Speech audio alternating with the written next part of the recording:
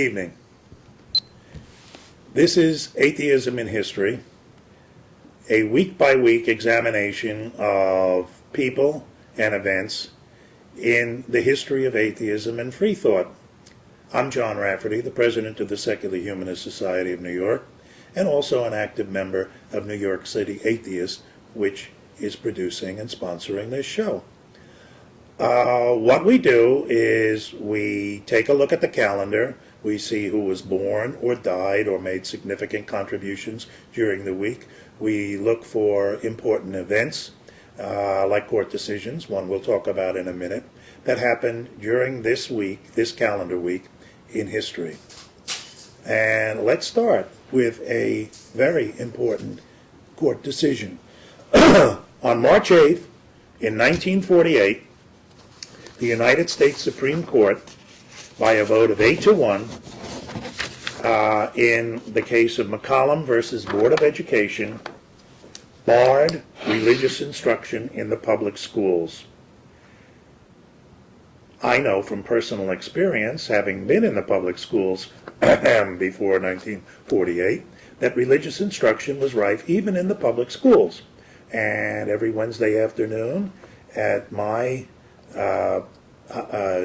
elementary and junior high, PS 127 in Queens, those of us who were Catholics, and I guess I was one, were lined up and marched in two abreast to St. Gabriel's Roman Catholic Church School, 3 blocks away, for 2 hours of religious instruction.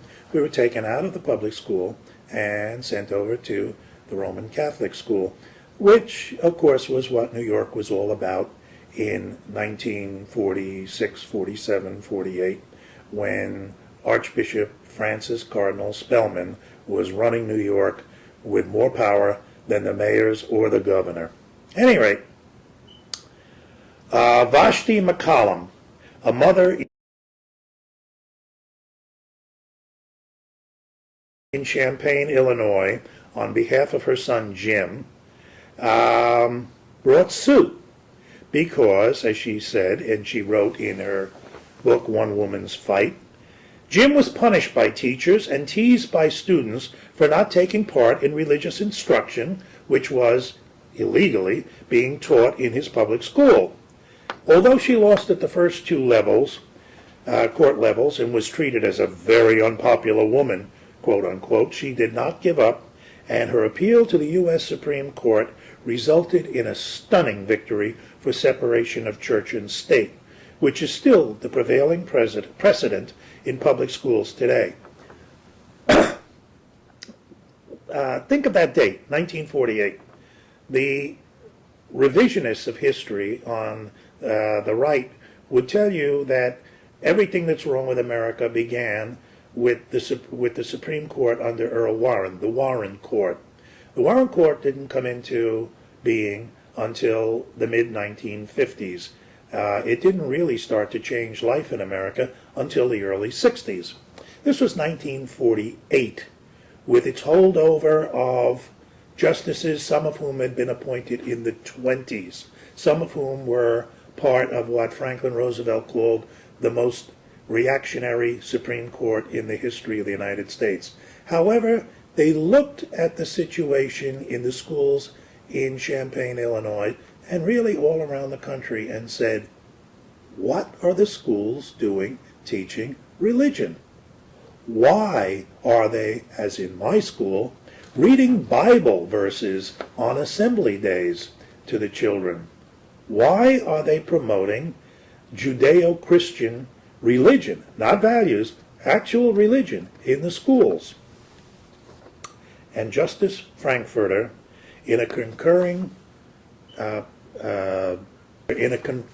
opinion with the court, with the 8-1 vote, wrote, "Separation means separation, not something less.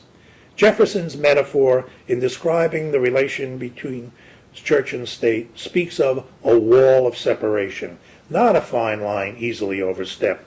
The public school is at once the symbol of our democracy and the most pervasive means for promoting our common destiny. In no activity of the state is it more vital to keep out divisive forces than in its schools, to avoid confusing, not to say fusing, what the Constitution sought to keep strictly apart. The great American principle of eternal separation. Separation means separation, Justice Frankfurter wrote in a concurring opinion.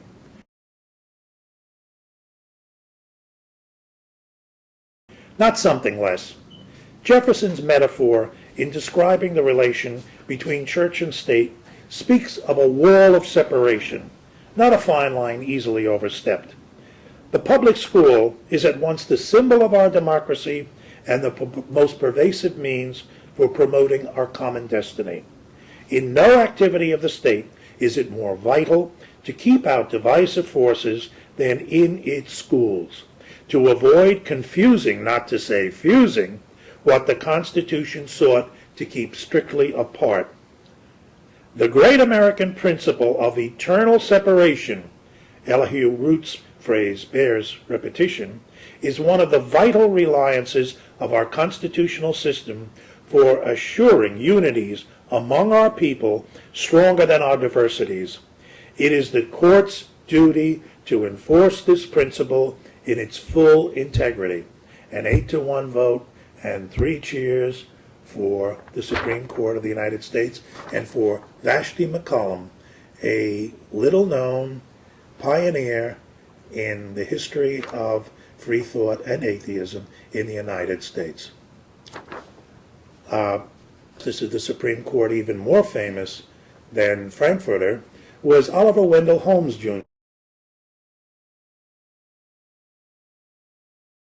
who was born March 8th in 1841. He came from a very distinguished family. He served in the Civil War, where he was wounded 3 times. After the war, he entered Harvard Law School, became a great friend of William James, and they traveled together in Europe. And Holmes was admitted to the bar in 1866, became co-editor of the American Law Review, and wrote his legal treatise, The Common Law, in 1881, a book that took him 15 years to write. He was a very meticulous man. The life of the law has not been logic. It has been experience, he wrote. And Oliver Wendell Holmes, who was known as the Great Dissenter, operated throughout his life in his legal opinions from this point of view, that we have to consider human experience, not just the black ink letter of the law.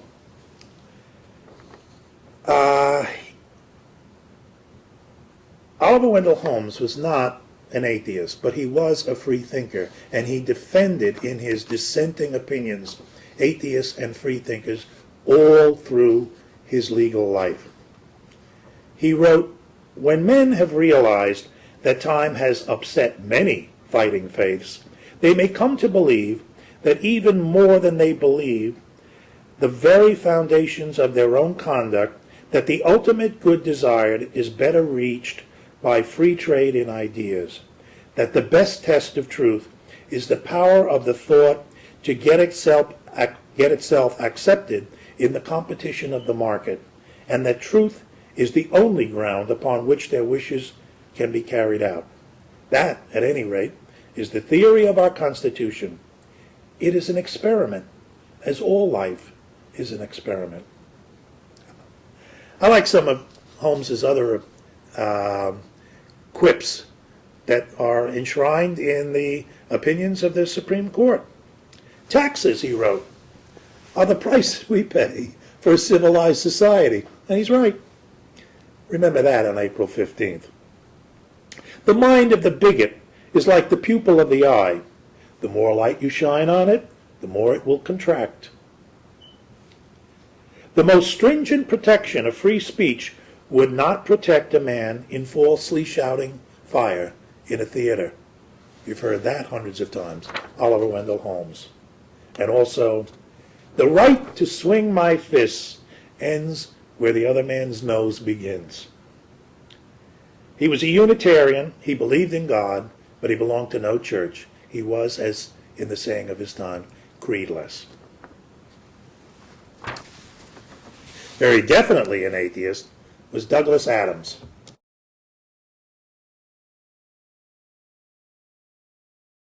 Who was born on March 11th in 1952 in Cambridge, England.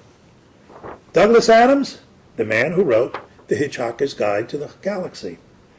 There's so much fun in the books that Adams wrote that we forget the seriousness behind so much of what he wrote.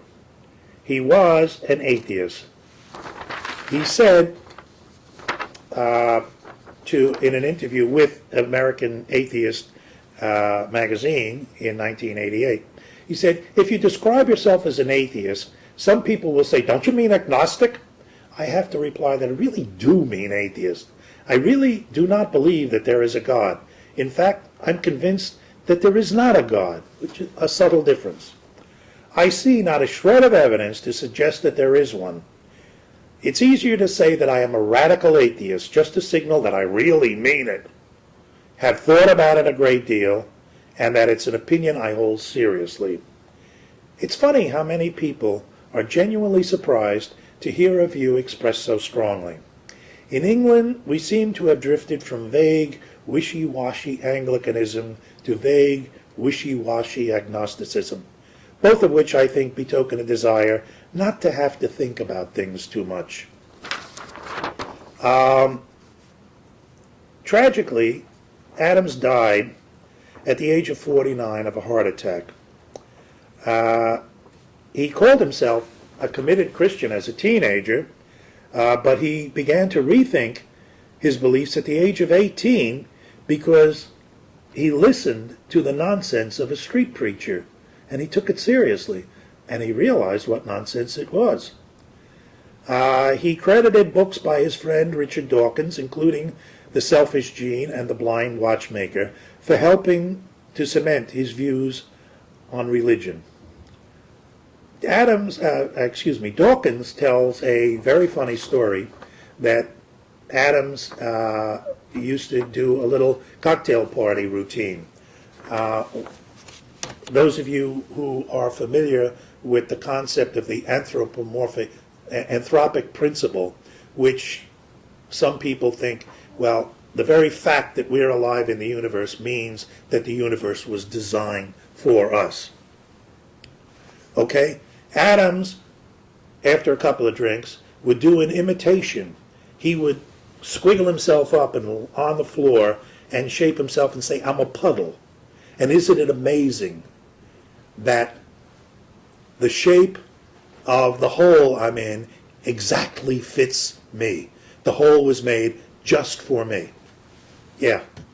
Douglas Adams,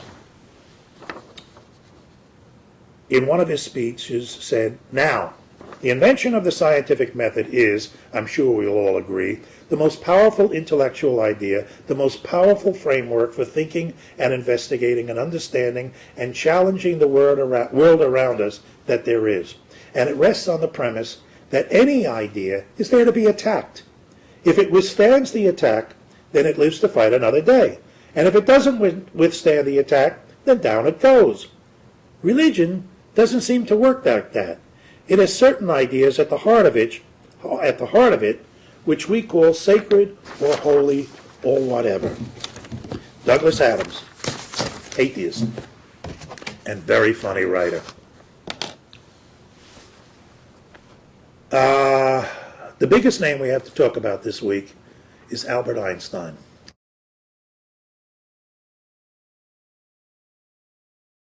Born March 15th in 1879 in Germany. I don't guess I really have to detail for you what Albert Einstein did. Let's talk instead about what Albert Einstein did not do. He did not subscribe to any particular religion. He called himself a Jew because he was ethnically Jewish, but he gave the Jewish religion no more thought, really, than he did any of the others. And One of the things about the revisionists of the right is that they are always trying to convert, like the Mormons, after the death of a famous person, actually try to prove how much that person was a believer. Einstein was not. There was some confusion over his beliefs, which stemmed from such comments as his public statement in 1929. The revisionists have jumped on some of Einstein's remarks, and which they say indicates that he believed in a God. He wrote he publicly said in 1929, "I believe in Spinoza's God, who reveals himself in the ordinary harmony in being, not in God who deals with the facts and actions of men." Nevertheless, people have used that, "I believe in Spinoza's God," as if, well, Spinoza was Jewish, therefore Einstein believed in the Jewish God. Nonsense. Or his famous dictum that God does not play dice with the universe. It's a metaphor, people, meaning that nature conforms to mathematical law. It does not mean he believed in God. As a matter of fact,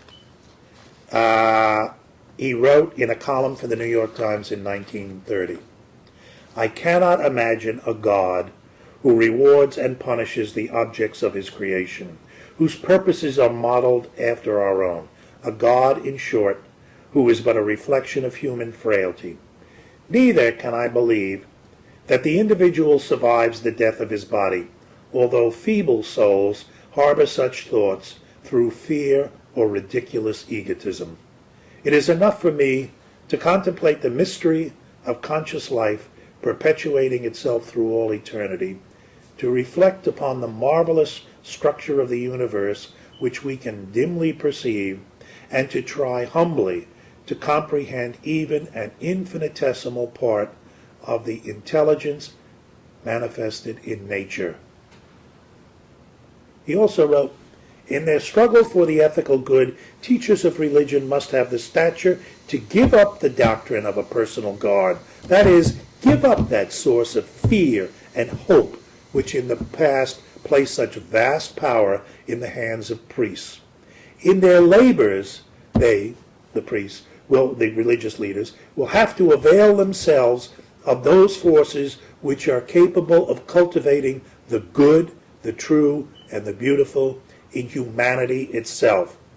This is, to be sure, a more difficult, but an incomparably more worthy task." "When I was a fairly precocious young man," he wrote, "I became thoroughly impressed with the futility of the hopes and strivings that chase most men restlessly through life. Moreover, I soon discovered the cruelty of that chase, which in those years was much more carefully covered up by hypocrisy and glittering words than is the case today." He was writing in 1979. By the mere existence of his stomach, everyone was condemned to participate in the chase. The stomach might well be satisfied by such participation, but not man insofar as he is a thinking and feeling being. As the first way out, there was religion, which is implanted into every child by way of the traditional education machine. Thus I came, though the children of entirely irreligious Jewish parents, to a deep religiousness, which, however, reached an abrupt end at the age of 12. Through the reading of popular scientific books, I soon reached the conviction that much in the stories of the Bible could not be true. The consequence was a positively fanatic orgy of free thinking, coupled with the impression that youth is intentionally being deceived by the state through lies. It was a crushing impression. It is quite clear to me that the religious paradise of youth, which was thus lost, was a first attempt to free myself from the chains of the, quote, merely personal, unquote, from existence dominated by wishes, hopes, and primitive feelings. Out yonder, there was this huge world which exists independently of us human beings and which stands before us like a great eternal riddle. at least partially accessible to our inspection and thinking. The contemplation of this world beckoned as a liberation, and I soon noticed that many a man whom I had learned to esteem and to admire had found inner freedom and security in his pursuit. Albert Einstein on the pursuit of knowledge in a free thought universe, in a free thought mind. Atheist? Maybe, probably. Free thinker? Certainly. And one of the towering geniuses in human history. Albert Einstein, born March 14th, 1879, and with that, we wrap up this week in the history of atheism. I'm John Rafferty. Thank you for watching us. Hope to see you next week, back here, same time and same place. Good night.